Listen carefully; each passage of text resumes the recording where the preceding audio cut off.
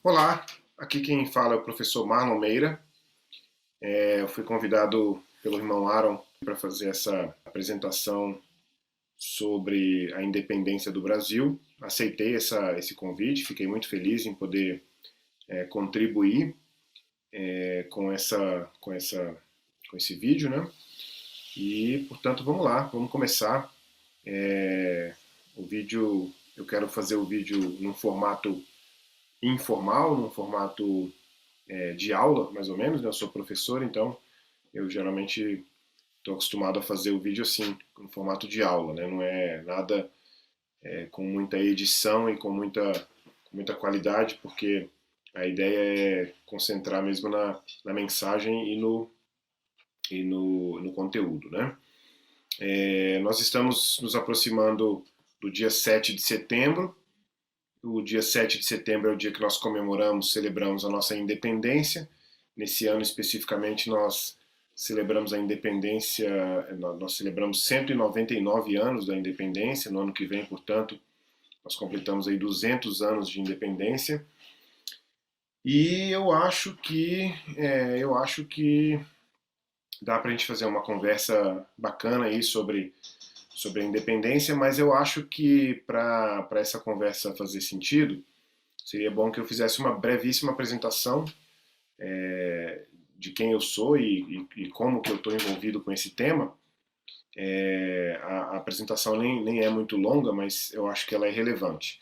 Eu sou membro da Igreja Batista Central de Taguatinga, onde eu congrego com minha esposa e meus 3 filhos.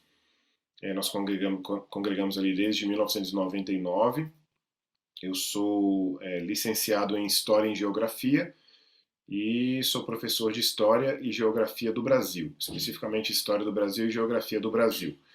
Eu sou professor de ensino básico, ou seja, ensino fundamental 2 e ensino médio. Ensino médio não hoje em dia, já foi no passado, mas sou professor de ensino básico, sexto, sétimo e oitavo anos.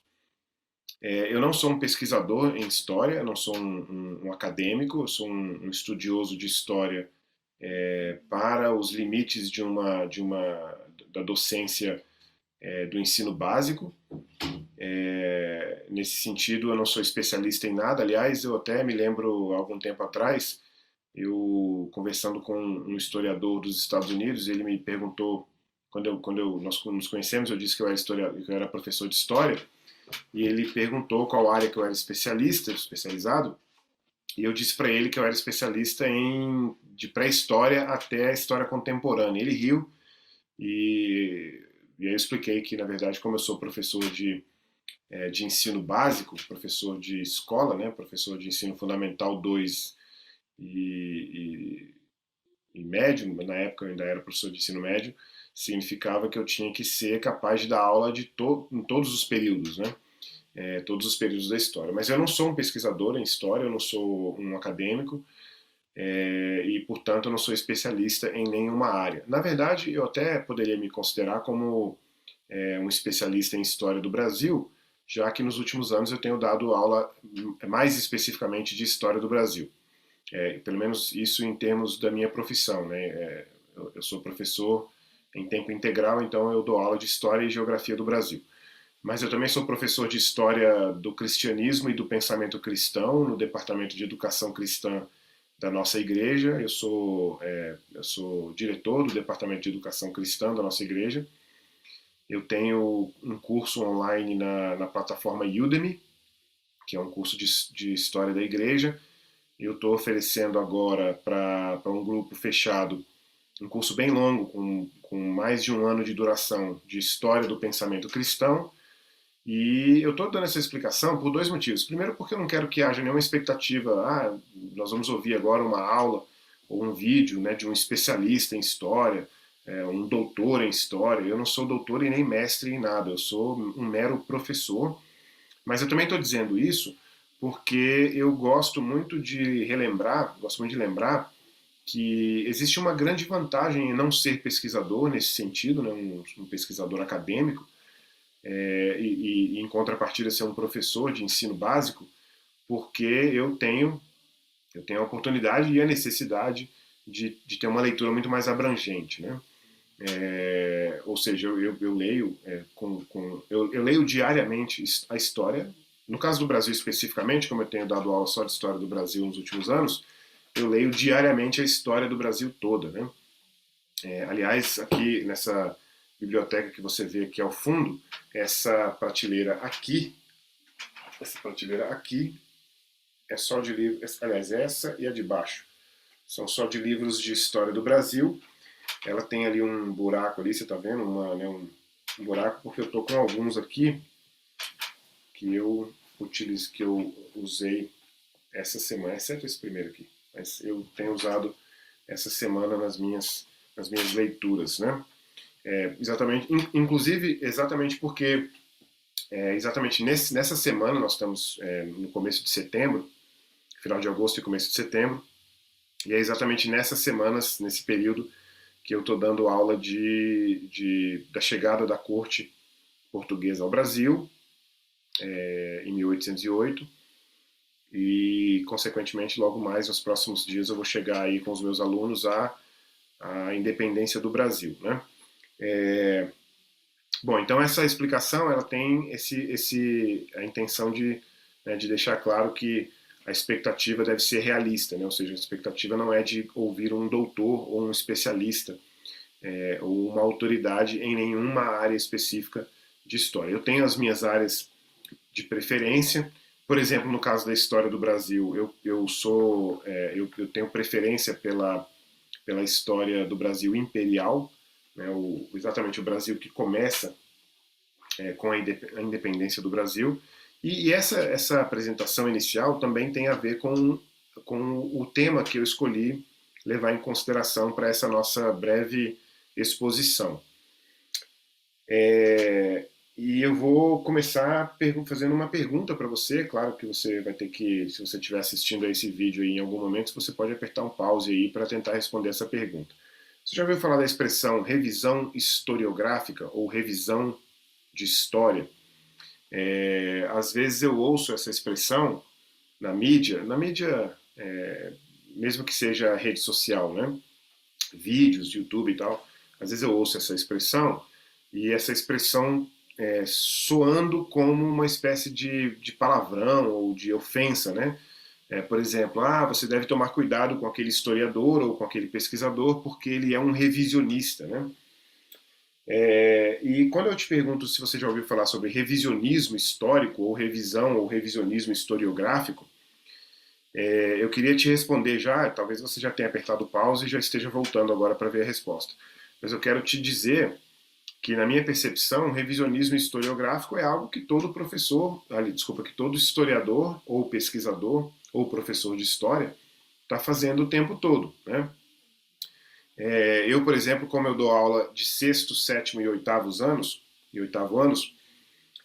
na escola onde eu trabalho, eu sou também o coordenador da cadeira de História e Geografia. Então, eu sou responsável também pelo currículo.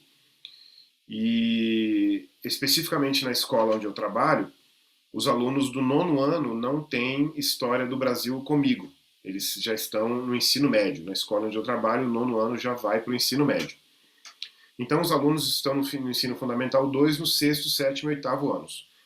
E considerando que o Brasil tem a história do Brasil é composta por 3 macro períodos, ou seja, a história do Brasil colonial, história do Brasil imperial e a história do Brasil republicano, então eu divido esses 3 macro períodos entre sexto, sétimo e oitavos anos. E oitavo anos. E considerando esse aspecto, eu tenho que fazer revisão historiográfica constantemente, todo dia. Todos os dias eu estou lendo sobre a história do Brasil colonial, a história do Brasil imperial e a história do Brasil republicano. Por exemplo, só para ilustrar, eu estou dando exatamente nesse mês, agora de agosto, final de agosto e início de setembro, eu estou dando no sexto ano os conceitos de mercantilismo, de absolutismo, de pacto colonial, a própria chegada dos portugueses, a descoberta do Brasil e assim por diante, né? e vou começar já na semana que vem, eu devo começar a administração portuguesa na América, no Brasil, né, na América Portuguesa. Então, estou estudando isso. Estou relendo, revendo, porque eu sempre que estou dando aula, estou preparando aula também, né? Apesar de eu dar a mesma aula todos os anos, mas eu estou sempre preparando, sempre inovando e assim por diante. E no caso da história do Brasil Imperial, estou estudando exatamente a chegada da coroa portuguesa ao Brasil, que a gente vai entrar em um pouco mais de detalhe daqui a pouco, quando a gente for falar mais especificamente da independência. E no oitavo ano, que é a série que estuda comigo lá onde eu dou aula, que estuda o Brasil republicano, eu estou estudando exatamente a transição do Império para a República. Estou estudando ali, inclusive hoje nós tivemos uma aula em que nós demos início ao período chamado de República da Espada. Estudamos ali o governo provisório, já havíamos estudado nas últimas semanas o golpe da República, que algumas pessoas ainda continuam chamando de proclamação da República. E, enfim, o que eu estou querendo dizer com isso é que revisionismo historiográfico deveria ser algo que o historiador deveria considerar como algo normal, né? Mas eu vou explicar por que eu estou fazendo essa pergunta e por que eu estou fazendo essa introdução dessa forma. É que eu resolvi para esse nosso encontro hoje falar sobre algo que, como professor de ensino fundamental, eu tento observar constantemente em sala de aula. Eu utilizo em sala de aula, assim como qualquer professor de ensino básico, eu utilizo um material didático, um livro didático, que é um livro orientado pela BNCC, que é a Base Nacional Comum Curricular.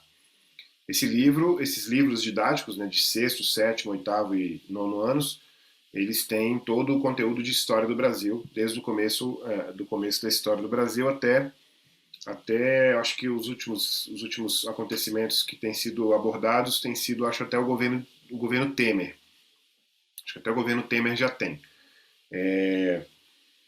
E o que me chama a atenção, e exatamente por isso que eu escolhi fazer essa exposição, essa abordagem hoje, é que a perspectiva dos livros didáticos é uma, né? A perspectiva é essa que poderia ser considerada legítima, considerando que o autor do livro, o pesquisador, os autores do livro, tem ali a sua cosmovisão, né? Tem a sua orientação teórica, a sua orientação historiográfica, enfim, tem a sua orientação religiosa ou ideológica, não importa, né? Então, por isso, nesse sentido, poderia ser considerado legítima, né?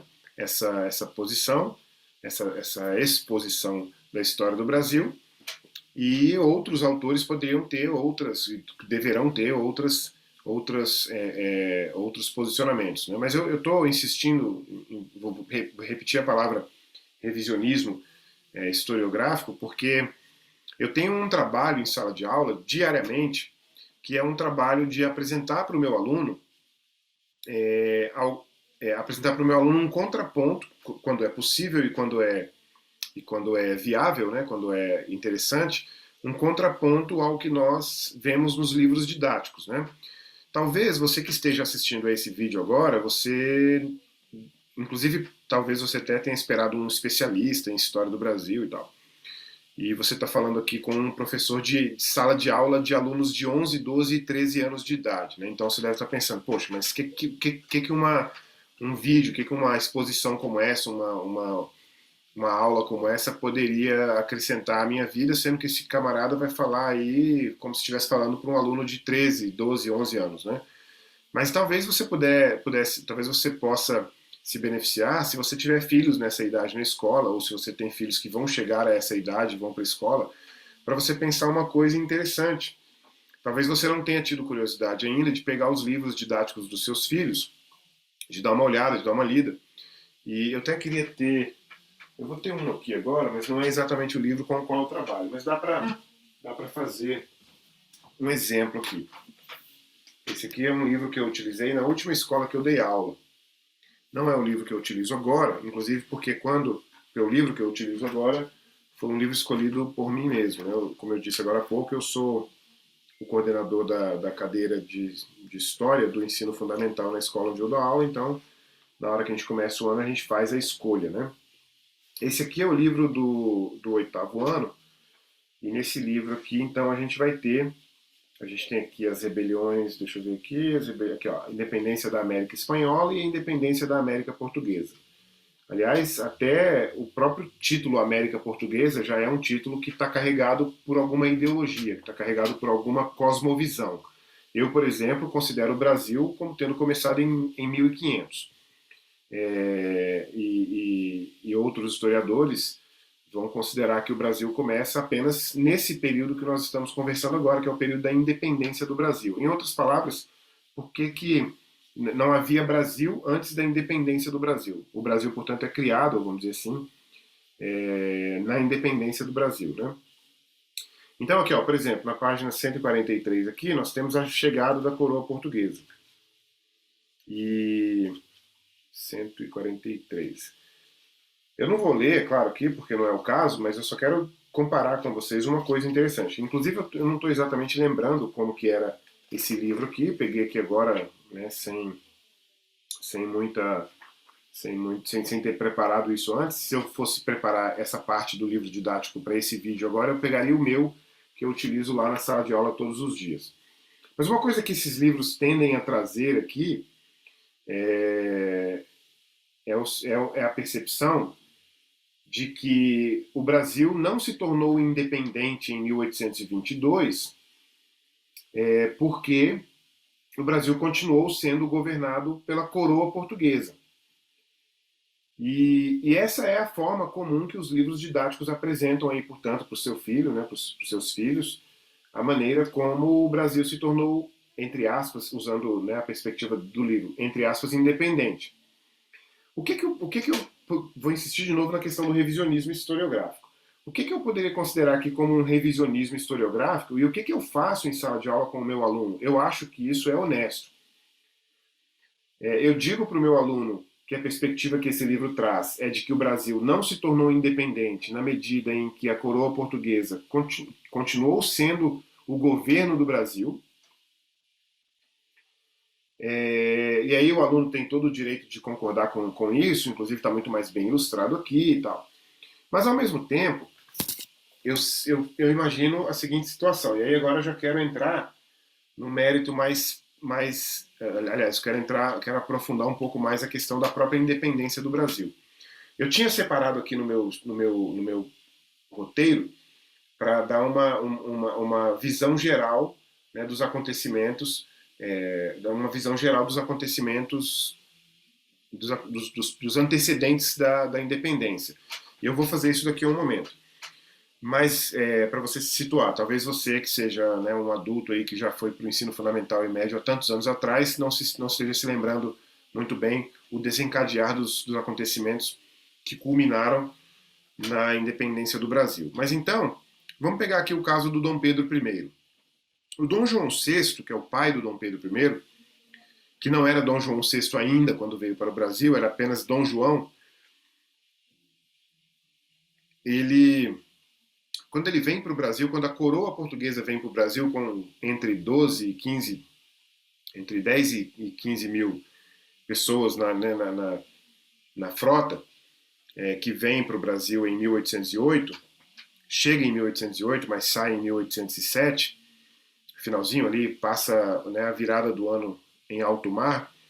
Quando isso acontece, o Dom Pedro I que obviamente não era Dom Pedro I e nem era Dom, né, ele era simplesmente Pedro, ele tinha 9 anos de idade quando chega ao Brasil.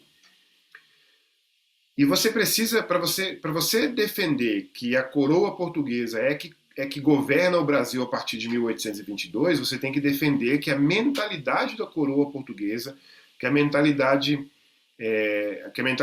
da coroa portuguesa, quando chega ao Brasil em 1808, é a mesma mentalidade de 1822. E eu quero propor que não é a mesma mentalidade. Aliás, não exatamente que não é a mesma mentalidade. Eu até não precisaria negar que a mentalidade da coroa portuguesa fosse a mesma.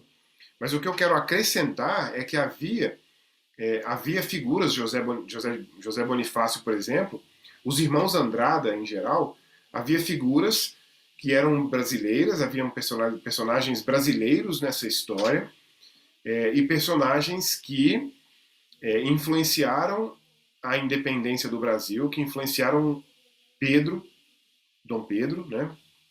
Aí sim já era Dom Pedro na época da independência, claro, já era adulto, que influenciaram Dom Pedro e que tinham uma perspectiva brasileira. Também é importante acrescentar, para tentar tirar um pouco esse ranço de que o Brasil continuou sendo governado pela coroa portuguesa, também é importante lembrar que havia facções, bom, facções não é uma palavra muito boa para usar hoje em dia, mas havia partidos, e não partidos políticos nesse sentido que nós usamos hoje. Havia grupos, pronto, para ficar menos carregado de significado. Havia grupos favoráveis ao retorno da coroa portuguesa para Portugal e o retorno do Brasil à colônia.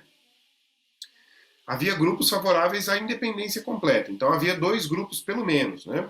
É claro que esses dois grupos não eram completamente homogêneos, mas havia dois grupos. Então não havia apenas uma mentalidade portuguesa para governar o Brasil a partir de 1822. E essa é uma perspectiva que o aluno recebe em sala de aula por dois motivos. Primeiro, porque o livro traz essa perspectiva, e segundo, porque o professor talvez não tenha inclinação para fazer essa observação contrária, esse contraponto, vamos dizer assim.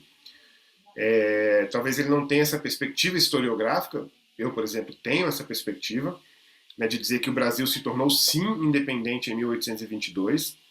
E aí a gente precisa entender o que é o conceito de independência, o que significa ser independente, né? Mas a gente pode falar sobre isso logo mais. Portanto, havia grupos diferentes. E o grupo que venceu foi o grupo dos, vamos colocar assim, o Partido Brasileiro, né? O partido que estava lutando pelos interesses brasileiros. Ora, nesses interesses brasileiros já estava Dom Pedro, e sua esposa, inclusive, Dona Leopoldina, já estavam nesse grupo de interesses, certo? Nesse grupo de interesses, nesse grupo brasileiro, desse partido brasileiro. Ou seja, o que eu quero dizer com isso? Que não é bom que a gente continue mantendo essa perspectiva, é bom a gente fazer esse revisionismo historiográfico. Não é bom que a gente continue com essa perspectiva de que o Brasil não se tornou independente, e inclusive o contrário é interessante também, porque há uma outra perspectiva, aliás, nessa mesma perspectiva de que o Brasil não se tornou independente porque continuou sendo governado pela coroa portuguesa, havia também a perspectiva de que os outros, de que a América Espanhola, que havia se fragmentado em vários países que foram se tornando independentes ali a partir de mais ou menos 1810, eu acho que é o Haiti, que é o primeiro em 1810, aliás, o Haiti é o primeiro, só não me lembro agora exatamente se é 1810, mas é uma questão de data, e aí se eu estiver errado eu errei por muito pouco. Mas esses países que foram se tornando independentes na América Espanhola, fragmentando-se em vários países e se tornando repúblicas, eu vou até colocar repúblicas entre aspas aqui, por dois motivos eu vou colocar república entre aspas. Primeiro, porque não foram muito bem sucedidas. Aliás, não foram muito bem sucedidas porque foram desorganizadas em sua essência mesmo, né? Não tinham um projeto de longo prazo, um projeto de Estado, enfim. Não tinham um modelo, não procuraram um modelo mais bem sucedido de república para seguir e assim por diante. E essas repúblicas que foram se tornando repúblicas na América Espanhola, as mesmas pessoas que reclamam e que criticam a história do Brasil, porque o que não falta são pessoas, o que eu chamo de síndrome de vira-lata, né? Sempre pensando que a história do Brasil é a história do vira-lata, né? Eu discordo e eu ensino para o meu aluno uma outra coisa. Eu sempre prometo para o meu aluno, claro que eu faço isso num tom de brincadeira, né? Porque eu não estou competindo com ninguém, mas eu sempre prometo para o meu aluno que ele vai amar a história do Brasil durante o período que ele estudar a história do Brasil comigo, né? História e geografia. Eu estou usando menos a palavra geografia, que não que seja menos importante, mas porque a gente está falando aqui essencialmente da história do Brasil. Então, essas pessoas dizem então que o Brasil não apenas não se tornou independente, como pior ainda, comparando com as repúblicas da América Espanhola, o Brasil estaria atrás de novo, né? Ou seja, a síndrome de vira-lata vai colocar o Brasil atrás de todo mundo o tempo todo, né? E aí, nesse sentido, não seria surpreendente que eles colocassem o Brasil atrás também nesse sentido. Então essa é uma ideia que eu quero introduzir para vocês, que eu acho que é interessante, porque às vezes o que acontece com os adultos é que os adultos estão lendo lá os livros, né? Os livros publicados para adultos, né? Eu tenho um monte aqui em casa, assim, tenho alguns antigos, João Pandiaca Lógeras, Formação Histórica do Brasil, os clássicos de História do Brasil, História Concisa do Brasil, do Boris Fausto, que é baseado no História do Brasil do próprio Boris Fausto, enfim. Mas os adultos não leem, portanto, o que eles não leem? O que eles não olham? Eu acho que deveriam olhar isso aqui, ó. Como que é contada a história do Brasil aqui, né? Bom, eu não sei se os autores desses livros didáticos pensam que os jovens de 11, 12, 13 anos não vão perceber que alguma coisa está errada nesse tipo de história. De fato, isso acontece, eles não percebem mesmo, né? A não ser que haja um professor honesto para ir lá apresentar o contraponto. Mas eu não sei se é por isso ou se é por causa de uma cosmovisão que, obviamente, demanda esse tipo de visão histórica, né? E é por isso que eu comecei perguntando se você saberia me dizer o que era revisionismo historiográfico, né? Porque, como eu disse aquela hora e vou dizer de novo agora,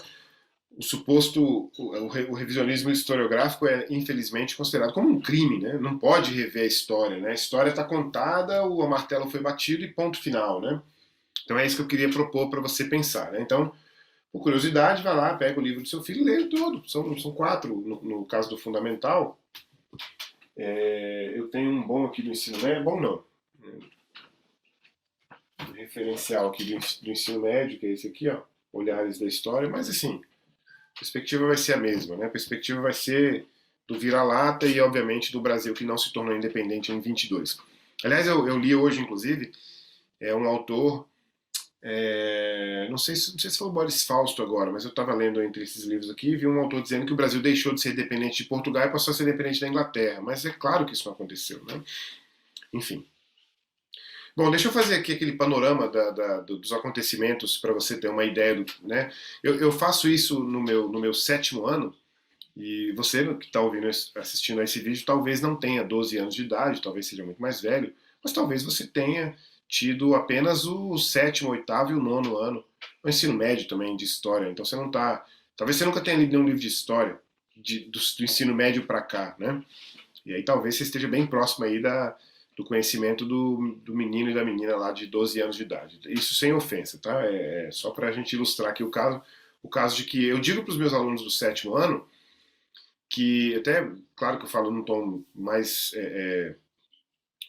descontraído em sala de aula, mas eu digo assim, pergunto assim, você acha que a coroa portuguesa veio para o Brasil porque as praias do Rio de Janeiro eram melhores do que as praias de Portugal, né? Porque a água de coco daqui era melhor, ou porque a comida era melhor. Aliás, existe essa, essa caricatura, né, essa caricatura errada, na minha opinião, do Dom João VI como um barrigudo lá. Eu me lembro quando eu estava na faculdade de História, muitos anos atrás, um documentário do Dom João, que aparecia, um documentário de comédia, né, ridicularizando a história do Brasil, e aí aparecia lá o Dom João VI com uma coxa de frango enorme, uma coxa de, sei lá, se era de pato, inclusive, era muito grande, uma coxa de frango assim, com farofa e o rosto todo sujo de gordura, a roupa aberta, um barrigão enorme. Ou seja, colocando o Dom João VI como um trapalhão, né? Aliás, eu até nem gosto da expressão a coroa portuguesa fugiu para o Brasil, né? Eu vou até falar sobre isso daqui a pouco, mas é assim que a gente ouve, é assim que esses livros apresentam, né? E eu acho que a gente tem o direito de fazer o revisionismo, né? Você pode terminar de assistir a esse vídeo e achar que o revisionismo não faz sentido nesse caso aqui. Não, eu acho que realmente o martelo está batido, é isso aí. Aliás, você pode até nem estar aqui uma hora dessa, já deve ter desligado o vídeo há algum tempo porque achou que ia ver um revisionista da história, enfim. Mas vamos lá então para um panorama dos acontecimentos. O que acontece é que a Europa está passando pelos resultados, pelo contexto da Revolução Francesa. A Revolução Francesa começa em 1789 e vai se desenvolvendo nos próximos pelo menos 11 anos, pelo menos até 1800. O Napoleão sobe ao poder, se eu não me engano, em 1801, uma coisa mais ou menos assim. E o Napoleão tem um projeto para conquistar toda a Europa e expandir o Império Francês, né? Já vinha fazendo isso, já havia invadido alguns países, já havia substituído as monarquias desses países por parentes ou amigos, ou enfim, dele, algumas localidades. E a França sabe, o Napoleão sabe que um dos inimigos que ele essencialmente precisa vencer é a Inglaterra. No entanto, ele não tem sucesso na disputa militar com a Inglaterra, e ele e o Napoleão, portanto, em 1806, eu não sou exatamente muito bom com os anos especificamente, a gente está dentro do contexto ali e tal, da primeira década do século XIX, mas em 1806, então, ele decreta o chamado Decreto de Berlim, ou pacto, o bloqueio colonial, ou bloqueio continental. O bloqueio continental, talvez eu até tenha um mapa aqui. O bloqueio continental é o mecanismo, é o meio através do qual o Napoleão acredita que vai ser capaz de vencer,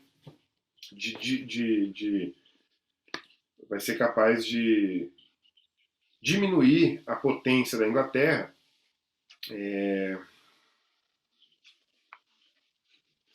84. Diminuir a potência da Inglaterra.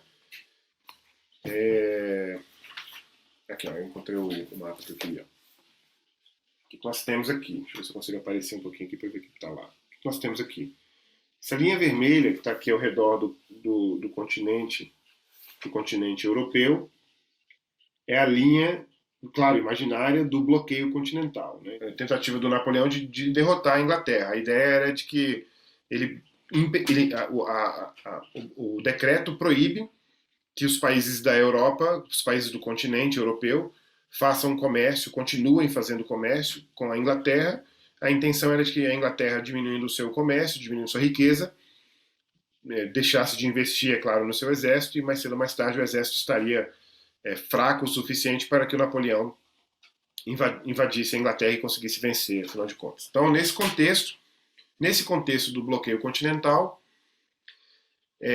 a coroa portuguesa mantém as suas relações comerciais e diplomáticas com a Inglaterra. Por isso que no mapa, não sei se você chegou a observar isso, mas no mapa aparece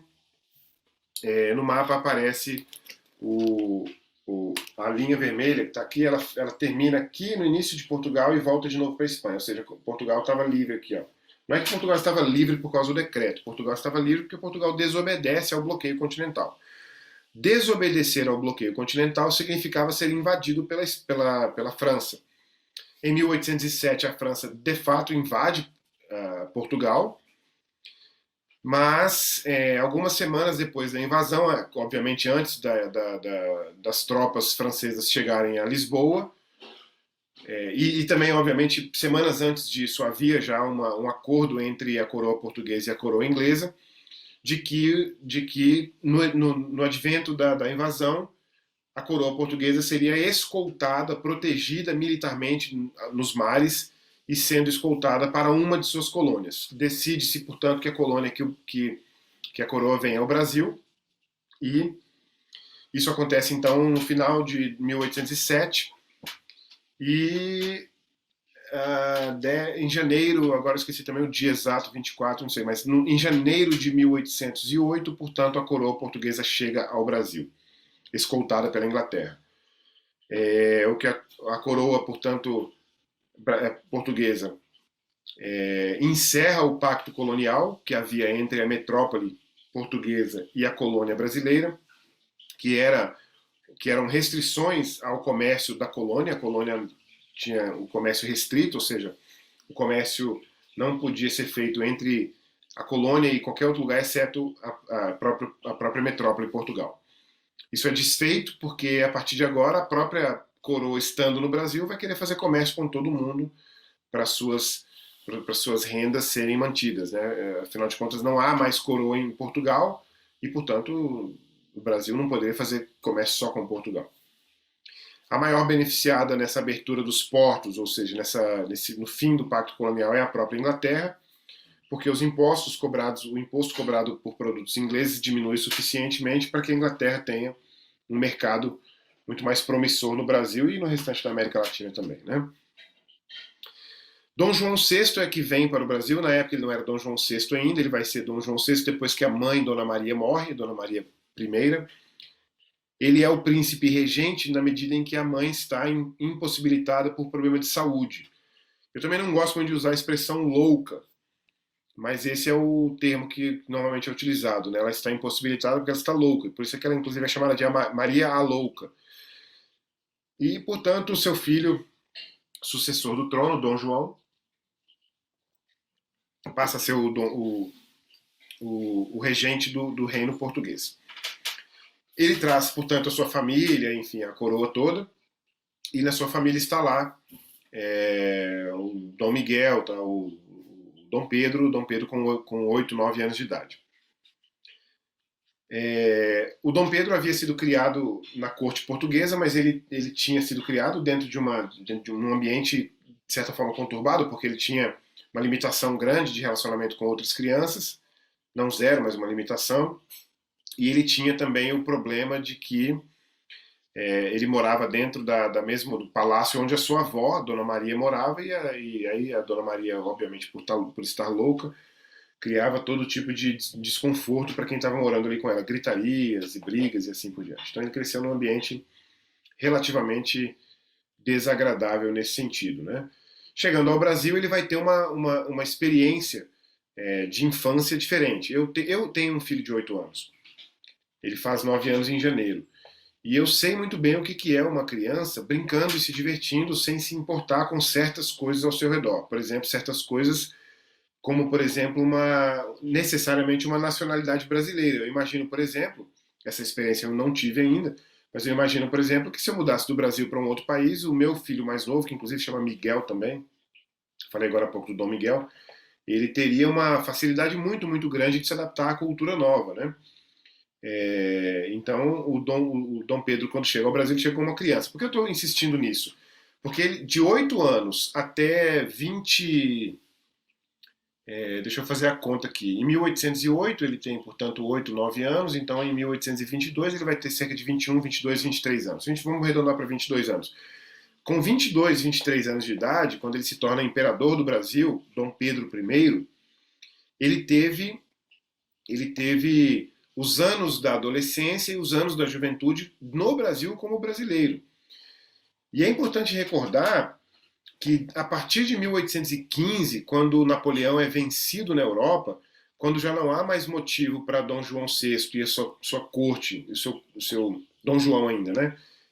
E a sua corte estar no Brasil, ou seja, a corte poderia voltar para Portugal, e realmente é isso que Portugal exige que a coroa faça,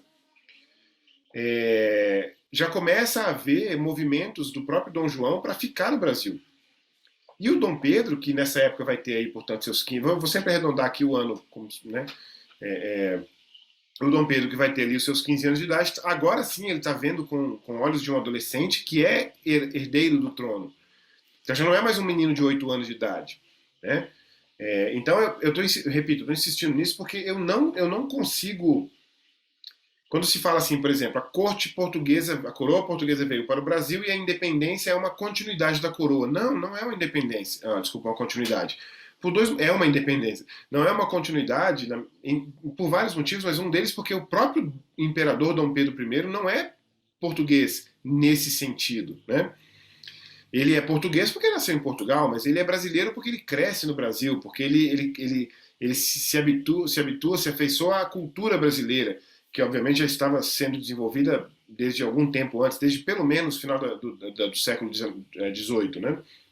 Então ele tem talvez, eu até diria que ele tem talvez muito mais apego à cultura brasileira, porque ele vai crescendo na cultura brasileira, do que pela memória, pela recordação dele da cultura portuguesa nos primeiros 8 anos de idade, né? Então esse é um ponto importante para você depois fazer essa análise por conta própria aí, se você acha que foi uma independência ou não. Se você acha que o Brasil se tornou independente ou não. Bom, Dom João VI não volta, Dom João não volta para Portugal em 1815, pelo contrário, de 1815 em diante, pelo contrário, pelo menos não por enquanto, ele vai elevar o Brasil a Reino Unido de Portugal, Brasil e Algarves. Algarves na região sul de Portugal, exatamente para que, do ponto de vista diplomático, do ponto de vista externo, a coroa portuguesa não seja vista como uma coroa que eventualmente foi morar na sua colônia, né, no quintal, vamos dizer assim, do seu reino. Não, agora ele mora na sede do reino. Né? Então o Brasil já não é mais, inclusive, uma colônia portuguesa. Aliás, o Brasil não era uma colônia portuguesa em certo aspecto desde 1808, quando os portos são abertos. De 1810 em diante, quando outros tratados são feitos, o Brasil tem muito menos características de colônia portuguesa do que antes. Inclusive, por que você acha que os portugueses, a partir de 1820, vão exigir que o Brasil volte à condição de colônia? Ou seja, se é para voltar a uma condição, significa que ele saiu dessa condição. Né? Então, Dom João já não deseja mais ter esse retorno, mas ele acaba voltando em 1821, porque os desdobramentos da Revolução, da Revolução do Porto, em 1820, acabam trazendo de volta, pelo menos o Dom João VI, e aí sim já é Dom João VI, e cerca de 4 mil pessoas para Portugal, mas quando ele deixa Dom Pedro no Brasil, ele deixa Dom Pedro no Brasil e diz para Dom Pedro algo do tipo: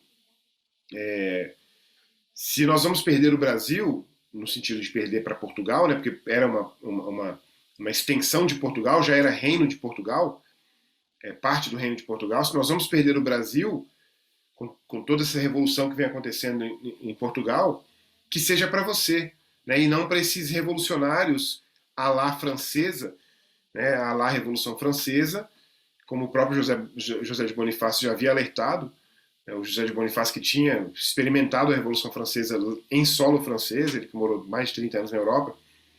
Então ele diz que seja para você. E aí deixa o príncipe Dom Pedro I, Dom Pedro, regente do reino no Brasil. E aliás, esse pedacinho agora da minha fala é um pedaço que você vai ver no documentário, na série de documentários A Última Cruzada do Brasil Paralelo, né?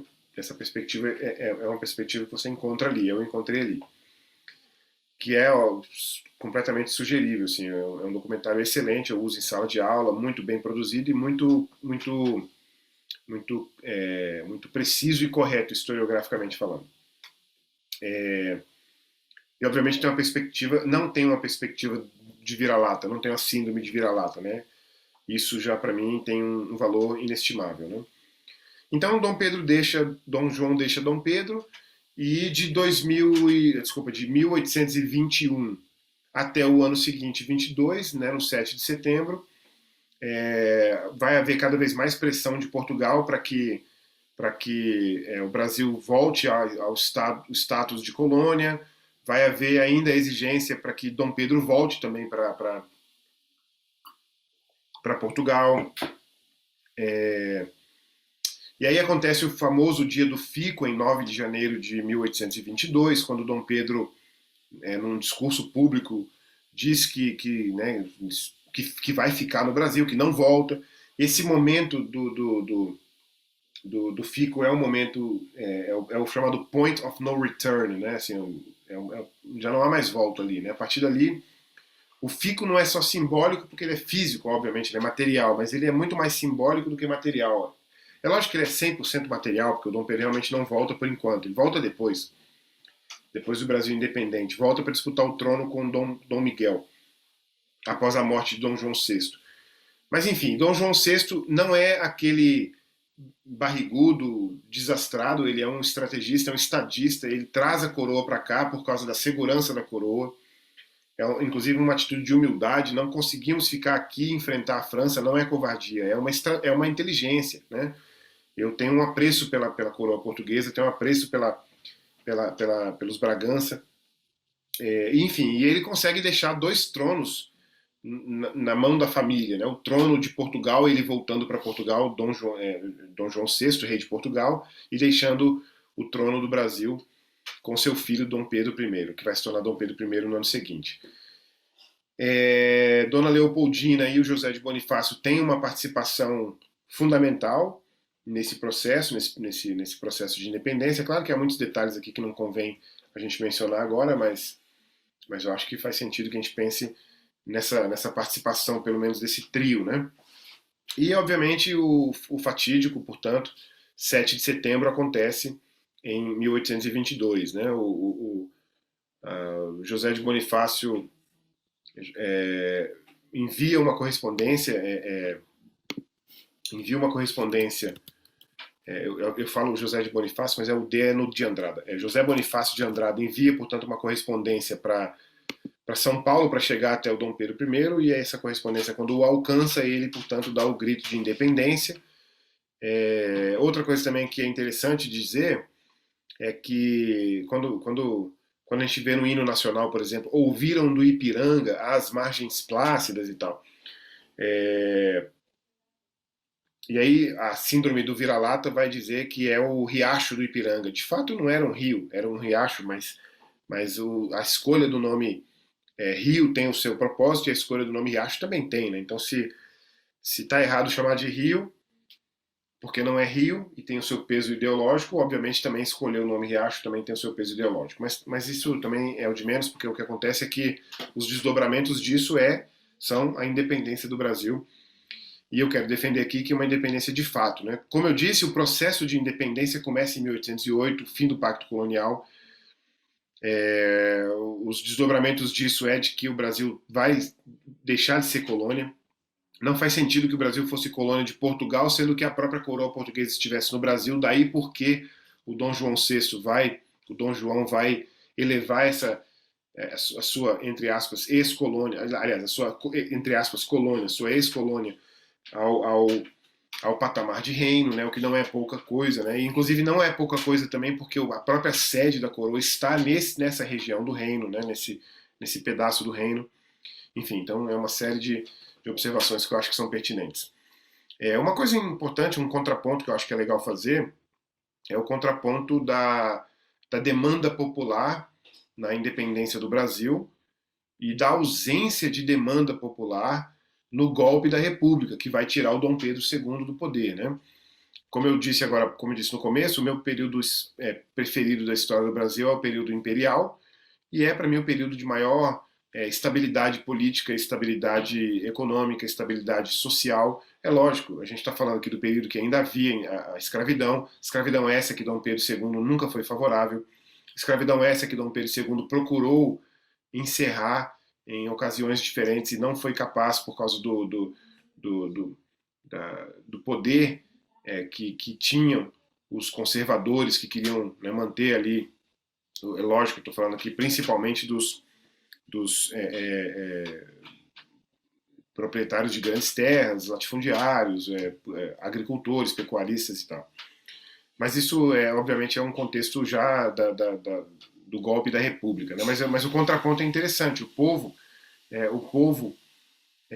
próprio discurso do Dom Pedro I no dia do fico é para o povo, né? Não sei se a frase, não sei como é que é a frase direito, mas se é para o bem da nação, diga que fico e tal. E nesse sentido tem uma demanda popular, né? Uma demanda popular que percebe os rumos que o Brasil poderia tomar, estava tomando com a administração da coroa, com a administração da coroa portuguesa, sim, ainda, claro, porque não havia sido independente, mas dos rumos, exatamente por causa da percepção dos rumos que tomaria com a figura do Dom Pedro I, né? Isso que é importante também observar. No aspecto religioso, a gente pode imaginar que não houve muita mudança para a Igreja Católica com a independência. A Igreja continuou tendo a sua autonomia e, obviamente, a Igreja continuou tendo sendo, né, o braço do Estado. A própria Constituição de 1824, logo depois, portanto, da independência, vai manter esse status, né, vai deixar claro esse status e, portanto, do ponto de vista religioso, não houve mudanças significativas, né? Aliás, o período imperial foi um período de relativa paz e tranquilidade para a Igreja Católica no Brasil. Agora, do ponto de vista espiritual e da percepção, é bom sempre lembrar, como cristão e historiador cristão, vamos dizer assim, que o Brasil não se torna independente, como nada é independente, a não ser que seja em Cristo, né? É claro que o projeto de independência do Brasil, mesmo tendo a Igreja Católica como seu braço, né, do Estado português, da coroa, desculpa, do Estado português não, do Estado brasileiro, da coroa brasileira, né, não tem uma perspectiva de independência espiritual, né? Não se tem notícia de grande independência espiritual. E aqui eu estou falando essencialmente do ponto de vista espiritual, né? Do ponto de vista do evangelismo, do ponto de vista do arrependimento, do ponto de vista da conversão, né? É, não há notícias que eu tenha tido acesso de que isso tinha uma grande demanda, aliás, demanda não, que tinha uma grande oferta, né? Ou seja, a Igreja Católica não tinha esse viés, né? A gente tem a proibição dos cultos religiosos que não fossem católicos. Não era proibido necessariamente ser, por exemplo, protestante, mas era proibido se associar. Isso diminui um pouco com a chegada desculpa, com a chegada com a escolta da Inglaterra, na medida em que os ingleses que estavam no Brasil, os ingleses oficiais ingleses que estavam no Brasil, exigiam nos acordos de amizade, por exemplo, de aliança e amizade, exigiam, por exemplo, que fosse possível fazer cultos da igreja anglicana abertamente, né? Mas é um caso restrito a esse aspecto, né? Mas a independência do Brasil, se você pensar do ponto de vista estritamente espiritual, a independência do Brasil está em curso, vamos dizer assim, né? Nós temos, obviamente, números que demonstram que a gente tem tido conversões aumentando nas últimas décadas, e se a gente quiser acrescentar aqui uma pitada, né, de uma perspectiva espiritual, nesse sentido eu posso concordar que o Brasil então não está ainda independente. E quando eu digo independente aqui, talvez fosse melhor dizer livre, né? Livre, por exemplo, da presença tão perceptível do pecado, do diabo, do inimigo e tal.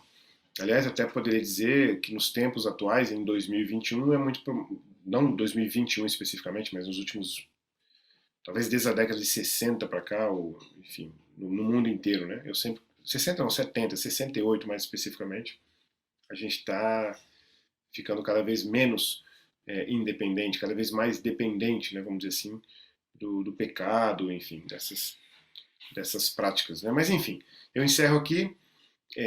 A minha intenção foi fazer um apanhado geral da história da independência.